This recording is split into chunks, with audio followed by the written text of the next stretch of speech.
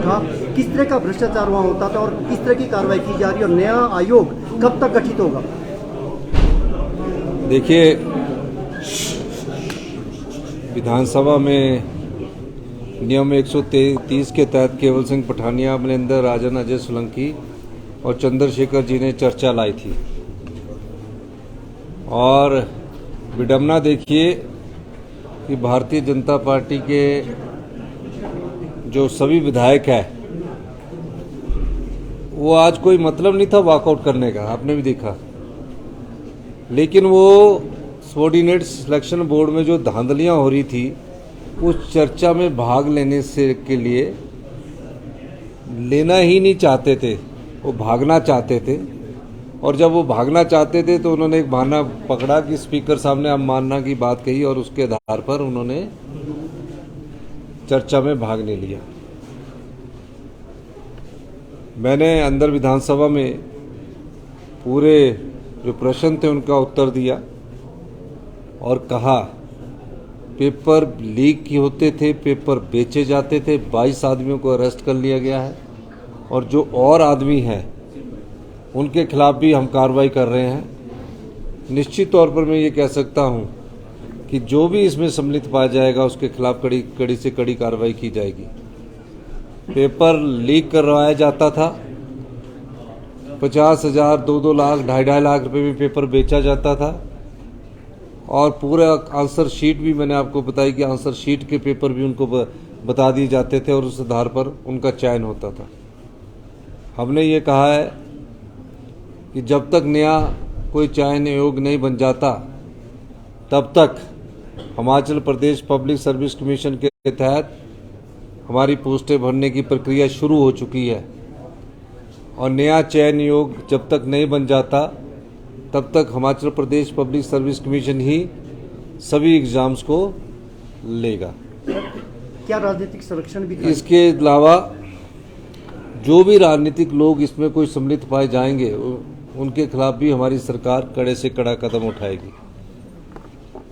जिन युवाओं के अभी टेस्ट नहीं हुए हैं लेकिन उनके पेपर लीक हो गए हैं, अगर उनकी एज उस समय जब उन्होंने फॉर्म भरा था उस समय 45 साल से नीचे थी तो उनकी एज में भी हमने रिलैक्सेशन दे दिया है और जो एग्ज़ाम अभी पब्लिक सर्विस कमीशन करवाएगा उसमें भी उनकी रिलैक्सेशन को माना जाएगा। जो नया चयन आयोग जो बनेगा उसके लिए दीपक सानंद जी के नेतृत्व में एक कमेटी का गठन कर दिया गया, 3 सदस्य, जो अपनी रिपोर्ट जल्दी ही सरकार को देगी और उसके बाद जो नया आयोग होगा वो हमीरपुर में इतना बड़ा इंफ्रास्ट्रक्चर है वहीं खोला जाएगा।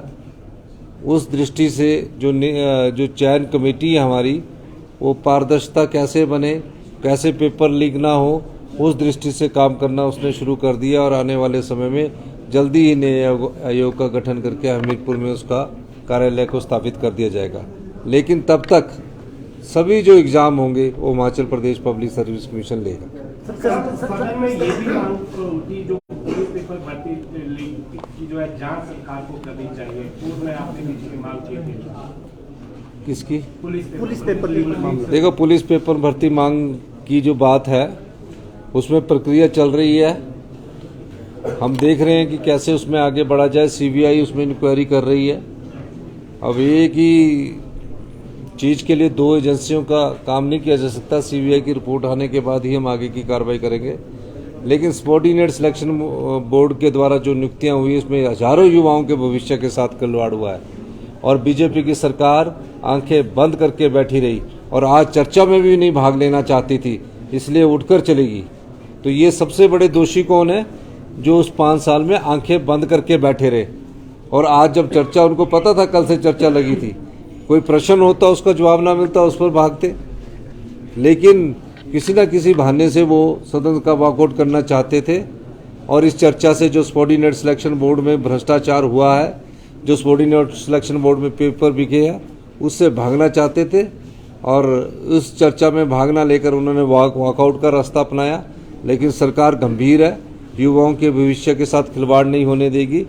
जो भी गलत है उसको दोषी को बख्शा नहीं जाएगा। सर जो मंडी कर्मचारी थे सर वहाँ पे, आपने कहा भी रिप्लाई में कि उनका स्थानांतरित किया जाएगा ताकि विश्वसनीयता बनी रहे। देखिए, जो अगला नया चयन नियोग होगा उसमें रोटेशन के आधार पर कर्मचारियों को भरा जाएगा, उनकी इंटेग्रिटी को ध्यान में रखा जाएगा और ताकि ये देखा जाएगा कि कोई भविष्य में इस प्रकार का पेपर ना बिके ना नीलाम हो।